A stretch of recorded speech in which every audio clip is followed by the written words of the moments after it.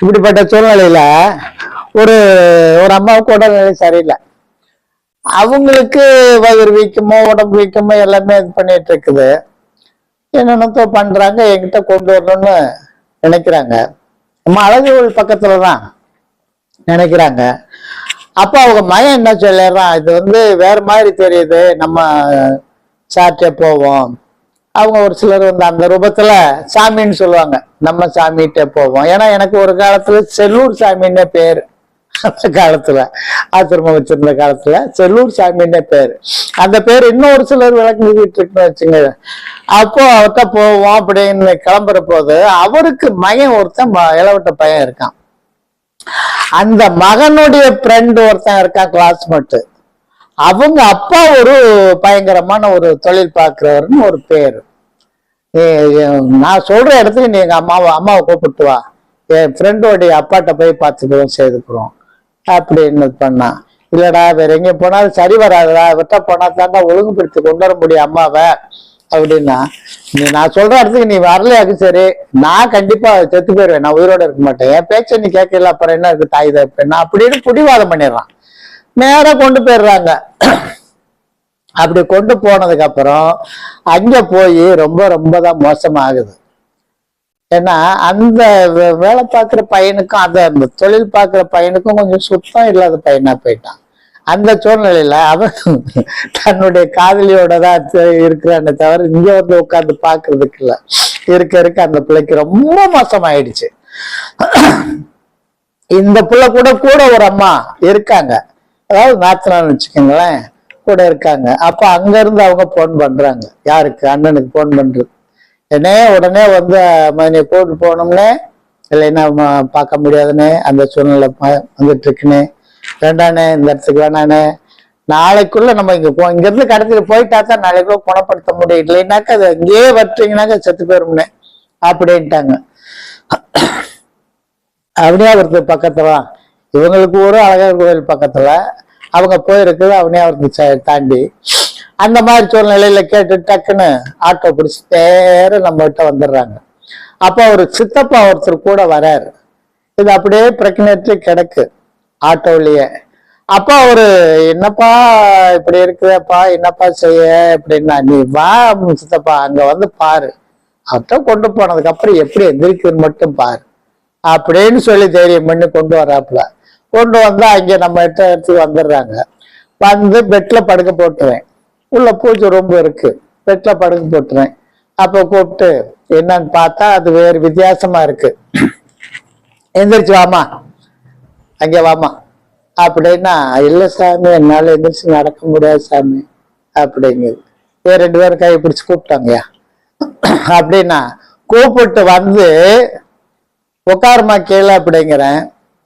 என்னால உட்கார முடியாது சாமி அப்படிங்குது. நீ இப்ப உட்கார்ந்து ஆகணும், உட்காரு கீழே அப்படின்னதுக்கு அப்புறம் அந்த ஒரு சவுண்டா வந்த உடனே தன்னால உட்காருது. அப்ப அங்க என்ன இருக்குது, அதுதான் கணக்கு. உட்கார வச்சு அதுக்கு உண்டான வேலையை செஞ்சு மூஞ்சில தண்ணி அடிச்சு விட்டு எந்திரிமா மேல என்ன யாரும் பிடிக்காத எந்திரி அப்படின்னு தன்னால எந்திரிச்சு அப்படியே கொண்டு போய் உட்கார வச்சாங்கன்னு வைங்களேன். ஏன்னா அப்போ படக்குன்னு எந்திரிச்ச உடனே அவங்க சித்தப்பவனுக்கு தூக்கி வாரி போட்டுருச்சு. என்னடா இவ்வளவு மோசமா கிடந்துச்சு, அங்க கொண்டு உட்கார வைக்க கூட முடியல, அப்படி இருந்துச்சு. வேலையை முடிச்சு எழுப்பி விடுன உடனே தண்ணி தானே வந்துருச்சாரு, படான்னு எந்திரிச்சு நடந்து வந்துட்டு இருக்குது அப்படின்னு சொல்லிட்டு ரொம்ப தூரத்துக்கு சந்தோஷமாய் போச்சு அந்த ஆளுகளுக்கு. அப்படிப்பட்ட சூழ்நிலையில என்னென்னமோ பண்ணோம். ஆனா 2 நாள் பெட்ல வச்சு பார்த்துட்டு மருந்து கொடுத்து, ஏன்னா நோய்க்கும் பாரு பேய்க்கும் பாருன்னு உண்டு இல்லையா, அது மாதிரி நோய்க்கும் பார்க்கணும் பேய்க்கும் பார்க்கணும். அப்படிப்பட்ட வேலையை செய்து 2 நாள் கழிச்சு ஆளை அனுப்பிவிட்டு வச்சுங்க வருவாங்க. இங்க வர்ற போது போன தடவை வந்திருக்கையோட அங்க மறந்து போச்சு. இல்லைன்னா அவங்க புருஷ கொண்டாட்டியதை இங்க வச்சு பேச விட்டுருப்பேன், எப்படி இருந்துச்சு என்ன நிலவரம் அப்படின்னு. அப்படி நிறைய பேர் வரக்கூடியது இருக்கு. ஒவ்வொரு நேரங்களிலும் உங்களுக்கு அறிமுகப்படுத்துறேன். ஏன்னா மற்ற ஆளுகள் மாதிரி தனது ஆளுகளை வச்சுக்கிட்டுல எடுக்கிறது இல்லை, ரியலியா நடக்கணுங்கிறதான் என்னுடைய ஆசை. ஏன்னா அவங்க பேருக்காகவும் காசு சம்பாதிச்சதுக்காகவும் கூட வேலை பார்க்குற ஆளுகளே வச்சு இது பண்ணுவாங்க. என்கிட்ட அந்த வேலை இருக்காது. ரியலியா அவங்களே என்ன செய்துச்சு என்ன வரும்னு அவரு டைரக்டர் கேட்பாரு, கேட்க உங்களுக்கு பதில் கிடைக்கும் பாருங்க. அந்த மாதிரி வந்து சூழ்நிலையில ரொம்ப ரொம்ப பேய் பிடிச்சதுல இருந்து, அதாவது நோயாவே வந்துருவாங்க. பேய் தான் பிடிச்சிருக்கும், ஆனா நோய் மாதிரியே காமிச்சிரும். நோய் மாதிரி காமிக்கிற போது பேய் வெளியில் தெரியாது இல்லையா? அந்த சூழ்நிலையில பாவம் ஒவ்வொரு ஆஸ்பத்திரியா அலைஞ்சு தெரிஞ்சு செய்து கிடைச்ச எதுலையுமே சரியா வராம அந்த பிள்ளைனுடைய உயிருக்கு வந்து ஆபத்து வரக்கூடிய கட்டத்துல எத்தனையோ பேர் வந்திருக்காங்கன்னு வச்சுக்கோங்களேன். எத்தனையோ பேர். ஏன்னா ஆயிரக்கணக்கில் என்கிட்ட வந்து பண்ணிருக்கேன். 100 கணக்கிலோட சொல்ல முடியாது, ஆயிரக்கணக்கில். அவ்வளவு பேரு என்னால சொல்லவும் முடியாது இப்போ.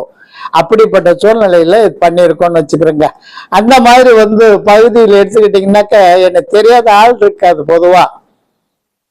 இப்படியே எடுத்துக்கிட்டீங்கன்னாக்க பொள்ளாச்சியில இருந்து பல்லடம், பொள்ளாச்சி, கோயம்புத்தூர், இந்த சரௌண்டிங் போறாமே வரக்கூடியதான் நம்மகிட்ட. முக்கியமான ஆளுங்க, முக்கியமான கேஸுக்கு இங்க வந்துருவாங்க. அப்படிப்பட்ட சூழ்நிலையில நடத்திட்டு இருக்கோம் ஐயா. ஏன்னா உங்களுக்கு என்ன சந்தேகங்கள் அப்படிங்கிறத பாருங்க. அந்த சந்தேகம் இருந்ததுன்னா தாராளமா எனக்கு போன் பண்ணுங்க. இதுக்கெல்லாம் காசு பணம் செலவு பண்ண போறது இல்லை. என்ன இல்லையா, நீங்க கமாண்ட்லயே சொல்லுங்க, இப்படி விஷயம், இந்த மாதிரி என்னையா செய்யலாம்னு கேளுங்க. நிச்சயமா உங்களுக்கு 10 பைசா செலவு இல்லாம நான் பண்ணித்தரேன். ஏன்னா மக்களின் சேவையே மகேசன் சேவை நம்பக்கூடியவன் நான். அப்படிப்பட்ட சூழ்நிலையில எதுக்கும் நீங்க அசர வேண்டாம், கவலைப்பட வேண்டாம். எந்த பிரச்சனை இருந்தாலும் நேரம் கேளுங்க. இதுல வந்து உங்களுக்கு வந்து அது நம்ம யூடியூப்லயே பசுமலை சசிகுமார் யூடியூப் சேனல் அப்படிங்கிறதுல போய் நீங்க பாருங்க, நெட்ல சப்ஸ்கிரைப் பண்ணி பாருங்க. இன்னும் உங்க நண்பர்களுக்கு உங்களுக்கு பிடிச்சிருந்ததுன்னா நண்பர்களுக்கு ஷேர் பண்ணுங்க. எனக்கு என்ன கமெண்ட் பண்ணணும்னா பண்ணுங்க, கமெண்ட் பண்ணி காட்டுங்க. அதுல வந்து எனக்கு கொஞ்சம் நல்லா இருக்கும். சரி, மக்களுக்கு இன்னும் நம்ம நல்லா நிறைய எடுத்து சொல்லணும் அப்படிங்கிற கட்டத்தை இது பண்ணுவேன். புரியுதா? அந்த மாதிரி சூழ்நிலையில இருக்கு ஐயா. இந்த மூலம் நோயின்னு சொல்றோம் இல்லையா? மூலம் வந்து 9 வகையான மூலங்கள் இருக்கு. சதை மூலம், ரத்த மூலம், வெளி மூலம், உள் மூலம், இப்படி 9 வகை இருக்கு. அந்த 9 வகைக்குமே ஒரே அளவுலயே மருந்து செய்து கொடுக்கிறவன் நான். ஒரே மருந்து தான் 9க்குமே. எந்த மூலமா இருந்தாலும் கேட்கும். உங்களுக்கு வந்து பிடிபடலை அப்படின்னா இது வந்து நான் சொல்லி நீங்க செய்ய முடியாது. எந்த சூழ்நிலையும் உங்களுக்கு வந்து நீங்க வர முடியலனாலும் போன் பண்ணி கேளுங்க, செய்யுங்க. அதுக்கு உண்டானது நீங்க அட்ரஸ் அனுப்பிவிடுங்க. இங்க இருந்து பிள்ளைகிட்ட சொல்லி பார்சலே அனுப்பிவிடுறேன் மருந்தை. மூலம் எப்படிப்பட்ட மூலமா இருந்தாலும் சரி, சத்தியம் பண்ணி சொல்றேன், சவால் விட்டு சொல்றேன், 10 நாள் தான் அதுக்கு. அது எத்தனை வருஷமானாலும் சரி, அது என்ன வகை மூலமானாலும் சரி. என்ன ஒண்ணு, அதுல எது சாப்பிடக்கூடாதுன்னு கட்டுப்பாடு தான், பத்தியம் இல்லை. அந்த கட்டுப்பாடையும் சேர்த்து எழுதி அனுப்பிடுவாங்க பிள்ளைங்க. அந்த சூழ்நிலையில 10 நாளே குணப்படுத்திக்கலாம். அது எப்படிப்பட்ட மூலமா இருந்தாலும் இதை பத்தி கவலைப்பட வேண்டாம். திருப்தியா அதுலயே நான் உங்களுக்கு நம்பர் கொடுத்துருக்கேன். அதுலயே வந்து வாட்ஸ்அப் இது பண்ணியிருக்கேன். கமெண்ட்ல கூட சொல்லுங்க. எப்படி வேணாலும் என்னை தொடர்பு கொள்ளுங்க. உங்களுக்கு நான் அதை வந்து அனுப்பி விடுறேன். சரியா?